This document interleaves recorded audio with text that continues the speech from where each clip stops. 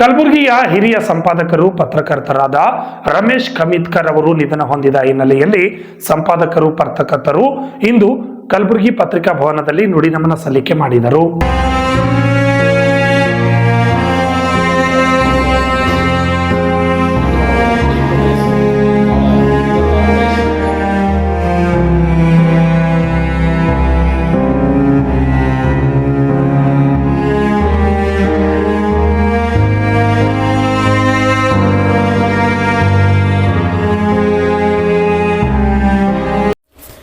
ನಗರದ ಪತ್ರಿಕಾ ಭವನದಲ್ಲಿ ಅವರ ಭಾವಚಿತ್ರಕ್ಕೆ ಪುಷ್ಪ ನಮನ ಸಲ್ಲಿಕೆ ಮಾಡಿ ಎಲ್ಲ ಪತ್ರಕರ್ತರು ಹಾಗೂ ಸಂಪಾದಕರು ಮೌನಾಚರಣೆ ಮಾಡಿದರು.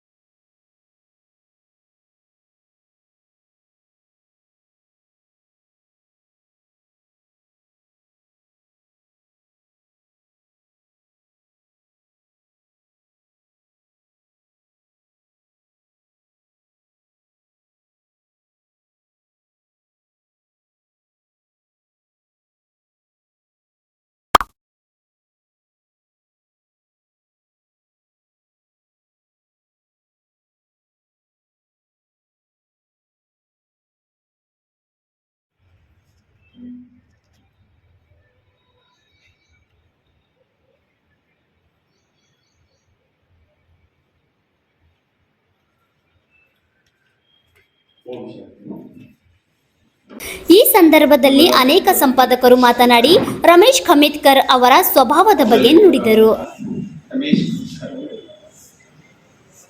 ಇವತ್ತು ನಮ್ಮನ್ನು ಬಿಟ್ಟು ಹೋಗಿದ್ದಾರೆ.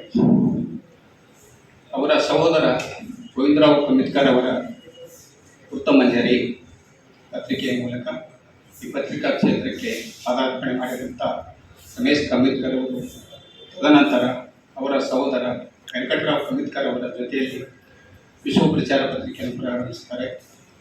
ತದನಂತರ ಸ್ವತಂತ್ರವಾಗಿ 1995ರಲ್ಲಿ ಅವರು ತಮ್ಮದೇ ಆದಂಥ ಪ್ರಚಾರ ಪ್ರಪಂಚ ಪತ್ರಿಕೆಯನ್ನು ಪ್ರಾರಂಭಿಸಿ ಅವರ ಕುಟುಂಬದ 6 ಜನ ಸಹೋದರರಲ್ಲಿ 3 ಜನ ಸಹೋದರರು ಪತ್ರಿಕಾ ಕ್ಷೇತ್ರದಲ್ಲಿದ್ದಾರೆ.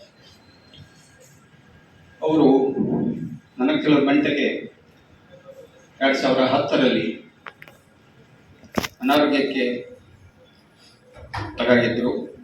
ಆ ಸಂದರ್ಭದಲ್ಲೇ ನಮ್ಮ ಪತ್ರಿಕಾ ಮಿತ್ರರೆಲ್ಲರೂ ಸಹಿತ ಅವರ ಮನೆಗೆ ಹೋಗಿ ಮಾತಾಡಿಸ್ಕೊಂಡು ಬಂದಿದ್ದರು.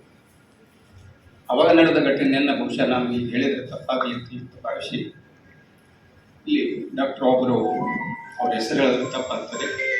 ಅವರಿಗೆ ಹೇಳಿದ್ರು ನಿಮ್ಮದು ಲಿವರ್ ಆಗಿದೆ, ಇದರ ಲಿವರ್ ಚೇಂಜ್ ಮಾಡಿಸ್ಕೊಡ್ತೇವೆ, 30 ಲಕ್ಷ ರೂಪಾಯಿ ಖರ್ಚಾಗ್ತದೆ, ಆದರೂ ಅದರ ಗ್ಯಾರಂಟಿ ಇಲ್ಲ ಅಂತ ಹೇಳಿದರು. ಅವರು ಬದುಕಿನ ಆಶೆಯನ್ನೇ ಬಿಟ್ಟಿದ್ರು. 30 ಲಕ್ಷ ಖರ್ಚು ಮಾಡಿದ್ರು ಸಹಿತ ನಾನು ಉಳಿಯಲ್ಲ ಅಂದ್ರೆ ಅದನ್ನ ಯಾಕೆ ಖರ್ಚು ಮಾಡ್ಬೇಕಂತ ಹೇಳಿ ಕೈ ಬಿಟ್ಟಿದ್ರು. ವಾರ್ತಾ ಇಲಾಖೆಯ ಮಿತ್ರರಾದಂಥ ಉಮಾಶಂಕರ್ ಅವರ ಮೂಲಕ ಅವರು ನನ್ನ ಕರೆಸಿಕೊಂಡ್ರು. ಅದಕ್ಕೂಪುರದಲ್ಲಿ ಹೋಗಿ ಮಾತಾಡಿಸಿ ಬಂದಿದ್ದೆವು. ಅವ್ರನ್ನ ಹೋಗಿ ಇಲ್ಲ ನಾನು ಬೆಂಗಳೂರಿಗೆ ಹೋಗಬೇಕು, ನಿಮ್ಮ ಮಿತ್ರರು ಸಾಗರ್ ಹಾಸ್ಪಿಟಲ್ದಲ್ಲಿದ್ದಾರೆ, ಕರ್ಕೊಂಡು ಹೋಗಿ ಅಂದರು. ನಾವು ಉಮಾಶಂಕರು, ಅವರ ಅಣ್ಣನ ಮಗ ಭರತ್ ಖಮಿತ್ಕರು, ಅವರ ಸಿಸ್ಟರ್ ಎಲ್ಲರೂ ಸಾಗರ್ ಹಾಸ್ಪಿಟಲ್ಗೆ ಹೋಗಿ ತೋರಿಸಿದರೆ ಅಲ್ಲಿ ಹಾಸ್ಪಿಟಲ್ದ ಡಾಕ್ಟರ್ ಹೇಳಿದರು, ನಿಮಗೆ ಈಗೇನು ಕುಡಿತಾ ಇದ್ದೀರಿ, ಬಹುಶಃ ಅವರು ಭಾಳ ಕುಡಿಯುವ ಚಟ ಇರಲಿಲ್ಲ. ಆಫೀಸ್ನಲ್ಲಿ ಅಲ್ಲೊಂದಿಷ್ಟು ಇಲ್ಲೊಂದಿಷ್ಟು ಹೋಗ್ತಿದ್ರು. ಯಾವ ಕಾರಣಕ್ಕೂ ಲಿವರು ಕುಡಿತದಿಂದ ಮಾತ್ರ ಲಿವರ್ ಫೇಲ್ಯೂರ್ ಆಗ್ತದಂತೂ ಹೇಳೋಕ್ಕಾಗಲ್ಲ. ನಿಮ್ಗೇನು ಈಗ ಲಿವರ್ ಹೋಗ್ಯದಂತ ಹೇಳ್ತಾರಲ್ಲ ಡಾಕ್ಟ್ರು, ಇವೆಲ್ಲ ಸುಳ್ಳು. ನೀವು ಈಗ ದಿನಕ್ಕೆ 1 ಕ್ವಾರ್ಟರ್ ಕುಡಿದ್ರು ಸಹಿತ ನೀವು 1 ವರ್ಷ ಬದುಕ್ತೀರಿ ಅಂತ ಹೇಳಿದ್ರು ಆ ಡಾಕ್ಟ್ರು ಸುಭಾಷ್ ಚಂದ್ರ ಸಾಗರ್ ಅಂತ ಹೇಳಿ. ಅವಾಗ ಅವ್ರು ಹೇಳಿದ್ರು, ಸರ್ ನಾನು ಕುಡಿದೇ ಇಲ್ಲ, ನೀವು ಕುಡಿದಿಲ್ಲ ಅಂದರೆ ಈಗ ಔಷಧನ ಕಂಟಿನ್ಯೂ ಮಾಡಿ ನಿಮಗೆ 5 ವರ್ಷನ ಬದುಕನ್ನು ನಾನು ಬಾಂಡ್ ಬರ್ದು ಕೊಡ್ತೀನಿ ಅಂತ ಹೇಳಿ. ಅದೇ ಹಂತದಲ್ಲಿ ಅವರ ಸಹೋದರಿ ಜೊತೆಗೆ ಮೆಟ್ರೋ ಅದೇ ತಾನೇ ಚಾಲಾಗಿತ್ತು. ಮೆಟ್ರೋದಲ್ಲಿ ತಿರುಗಾಡಿ ಫೋಟೋಗಳನ್ನು ತಗೊಂಡು ಬಂದು ತದನಂತರ ಭರತ್ ಅವರ ಮೂಲಕ ಹರಿದ್ವಾರಕ್ಕೆ ಹೋಗಿ ಒಂದಿಟ್ಟು ಆಯುರ್ವೇದಿಕ್ ಚಿಕಿತ್ಸೆಯನ್ನು ಮಾಡಿಕೊಂಡು ಬಂದು ನೀನು ನಮ್ಮ ತಂದೆ ನಮಗೆ ಕೈ ಬಿಡ್ತಾ ಇದ್ದಾನೆ, ನಮ್ಮ ಪತಿ ನಮ್ಮ ಕೈ ಬಿಡ್ತಿದ್ದನಂತ ಅವರ ಮಕ್ಕಳು ಅವರ ಪತ್ನಿಯವರು ಹೇಳಿದ್ದನ್ನು ನಾವು ಕೇಳಿದ್ದೇವೆ. ಅಂಥ ವ್ಯಕ್ತಿ 14 ವರ್ಷ ತನ್ನ ಜೀವನವನ್ನು ಅನುಭವಿಸ್ತಾರೆ. ಅದು ಅವರಲ್ಲಿ ಇತ್ತು. ಅದು ಅನಾರೋಗ್ಯದ್ದು ಒಂದು ಬಹುಶಃ ಅವರಿಗೆ ಹಿಡಿತ ಆಗಿ ಇತ್ತೀಚೆಗೆ ಅವರು ಪುನಃ ಅದೇ ಅನಾರೋಗ್ಯಕ್ಕೆ ಒಳಗಾಗಿ ನಮ್ಮನ್ನು ಬಿಟ್ಟು ಬಂದಿದ್ದಾರೆ.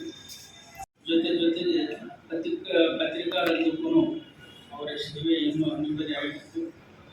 ಆ ಕಾಲಕ ಮರಣನೆ ಅಂತ ಅನ್ಬೇಕು. ನಾವು ಇಂಥ ಏಜ್ ಇರಲಿಲ್ಲ, ಸಾಯೋ ಏಜ್ ಇರಲಿಲ್ಲ. ಅಂಥ ಸಂದರ್ಭದಲ್ಲಿ ಅವರು ಮಕ್ಕಳು ಮಡದಿಗಳು ಅಪಾರ ಬಂಧುಗಳು ಇದ್ದಾರೆ. ಇಂಥ ಸಂದರ್ಭದಲ್ಲಿ ಪತ್ರಕರ್ತರಾದ ನಾವು ಅನೇಕ ಗೆಳೆಯರನ್ನು ಕಳ್ಕೊಂಡಿದ್ದೀವಿ. ನಾನು ಬಂದ ಮೇಲೆ ಶಾಸನ ಪತ್ರಕರ್ತರು, ಶಿಕ್ಷಣಕ್ಕವರು, ಗೆಳೆಯರಾದಂಥ JP ಕುಲಕರ್ಣಿ ಪಾಟೀಲ್ ರವಿಕುಮಾರ್ ಪಲ್ಲಾಂಬಿದ್ರು ಅವರು, ಆಮೇಲೆ ಶ್ರೀನಿವಾಸ್ ಮೂರ್ಭಾರತಿ, ಇತ್ತೀಚೆಗಾಗಿ ಸತ್ಯಕಾಂ ಪತ್ರಿಕೆಯ ಸಂಪಾದಕರು ಬಿಟ್ಟು ಹೋಗಿದ್ದಾರೆ. ಇಂಥ ಸಂದರ್ಭದಲ್ಲಿ ಅವರ ಮಾರ್ಗದರ್ಶನ ನನಗೆ ಈ ಮುಂದಿನ ದಿನಗಳಲ್ಲಿ ಬೇಕಂತ ನಾನು ಅನಿಸುತ್ತಾ, ನಂತರ ರಮೇಶ್ ನಮ್ಮಿಂದ ಅಗಲಿದ್ದಾರೆ. ಅವರ ಆತ್ಮಕ್ಕೆ ಭಗವಂತ ಚಿರಶಾಂತಿ ನೀಡಲಿ. ಅವರ ಅವಲಂಬಿತರಿಗೆ ದುಃಖ ಸಹಿಸುವ ಶಕ್ತಿ ದೇವರು ಕಾಪಾಡಲಿ ಎಂದು ಹೇಳಿ ಈ ಸಂದರ್ಭದಲ್ಲಿ ನನಗೆ ಮಾತಾಡಲಿಕ್ಕೆ ಅವಕಾಶ ನೀಡಿದಂಥ ಸಂಘದ ಅಧ್ಯಕ್ಷರಾದ ಬಾಬುರಾವ್ ಮತ್ತು ಇತರ ಪದಾಧಿಕಾರಿಗಳಿಗೂ, ಹಾಗೆ ಯಾವಾಗಲೂ ನಮ್ಮ ಜೊತೆಲೇ ಇರ್ತಂಥ ವಾರ್ತಾ ಅಧಿಕಾರಿಗಳಂಥ ಉಮಾಶಂಕರ್